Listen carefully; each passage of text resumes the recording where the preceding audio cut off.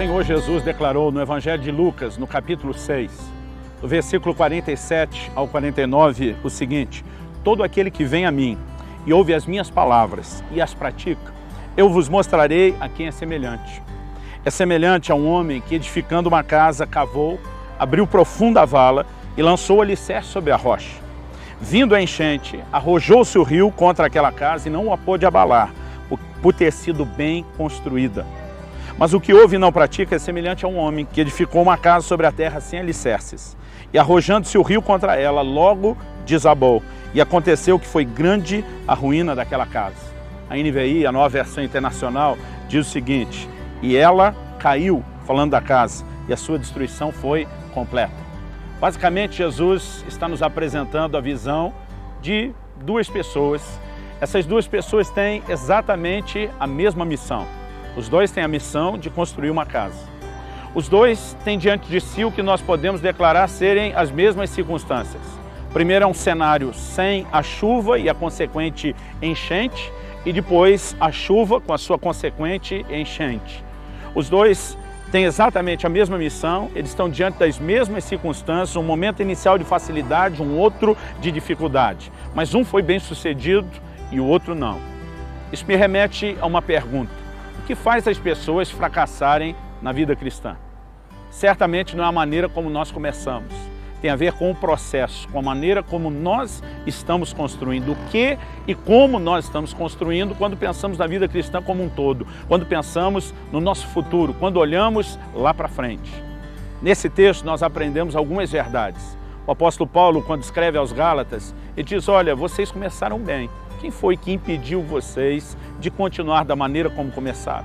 Isso me faz entender que não adianta apenas começar bem, eu e você precisamos terminar bem. E a maneira como conduzimos, a maneira como construímos a nossa vida cristã é que determina se nós vamos ser bem-sucedidos nisso ou não. É isso que determina se nós vamos ter sucesso ou se nós vamos ter fracasso. Qual a grande diferença entre o homem que foi bem-sucedido na construção da casa e o que não? Jesus deixou claro: a casa que permaneceu de pé, ela foi bem construída.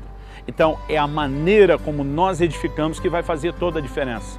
É por isso que em 1 Coríntios, no capítulo 3, o apóstolo Paulo diz: pois cada um veja como edifica. Ele não apenas diz veja o que edifica, mas ele diz veja como edifica. O primeiro homem é apresentado por Jesus, e ele está obviamente fazendo uma analogia da vida espiritual, da nossa caminhada com ele, quando ele fala a respeito de não só ouvir as suas palavras, mas de colocar em prática. Ele está falando do quão sério eu e você somos em conduzir a vida cristã da maneira como ela deveria acontecer.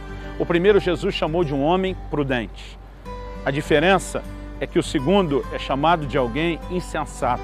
Por exemplo, no Evangelho de Mateus, no capítulo 7, a palavra de Deus dá alguns detalhes a mais, além do que nós lemos no Evangelho de Lucas. Lá em Mateus, a gente entende que a enchente foi causada por uma chuva. Deixa eu te dizer algo. É só uma questão de tempo. A chuva, a tempestade, a adversidade virá.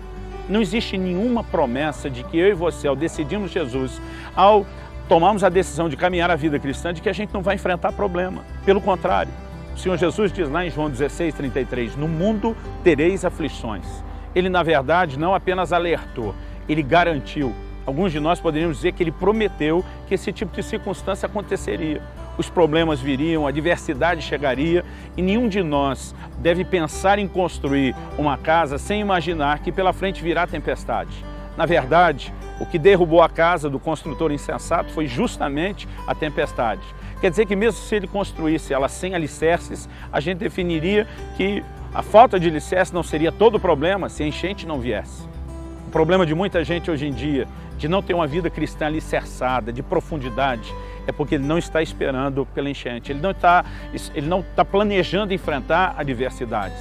As provas, as dificuldades virão, mas a questão é, quando elas vierem, nós teremos nos preparado para elas? A gente estaria já esperando por elas? Essa é a pergunta a ser feita antes de construirmos.